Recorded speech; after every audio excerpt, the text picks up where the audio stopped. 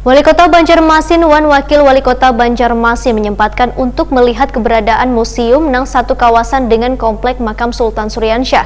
Namun sangat disayangkan museum nang menyimpan berbagai benda bersejarah ini mulai dimakan usia karena bangunannya mulai rapuh, bahkan kondisi atapnya berlubang. Sehingga bila hujan maka banyu pun tergenang. Pemirsa, berikut kabar lengkapnya. Komplek makam Sultan Suryansyah di Banjarmasin memiliki beberapa fasilitas yang bisa dimanfaatkan oleh wisatawan maupun juga penziarah. Di antaranya museum yang berada di halaman atau pintu masuk. Di dalam museum ini terdapat beberapa benda kuno yang kayak guci dan benda bersejarah lainnya. Namun sangat disayangkan, museum yang menyimpan berbagai benda bersejarah ini mulai dimakan usia karena bangunannya mulai rapuh, bahkan kondisi atapnya berlubang. Sehingga bila hujan, maka banyu pun tergenang. Di sela selamatan pembangunan proyek Jembatan HKSN ke tahap kedua, Wali Kota Banjarmasin Ibnu Sina dan Wakil Wali Kota Banjarmasin Arifin Nur pun menyempatkan untuk melihat keberadaan museum yang satu kawasan dengan komplek makam Sultan Suryansyah besokan Rabu 30 Juni 2021.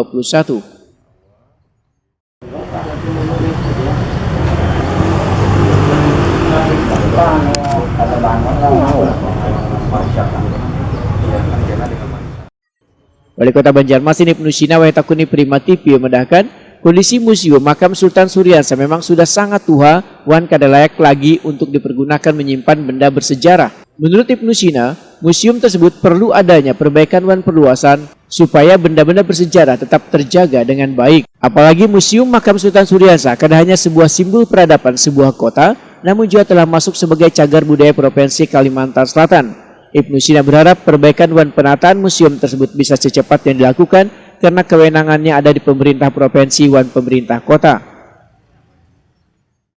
Dari kemarin sebenarnya saya pengen lihat museum itu karena museum itu kan pelengkap, bahkan itu ada simbol peradaban sebuah kota. Makanya museum makam Sultan Suryansyah harus dibenahi.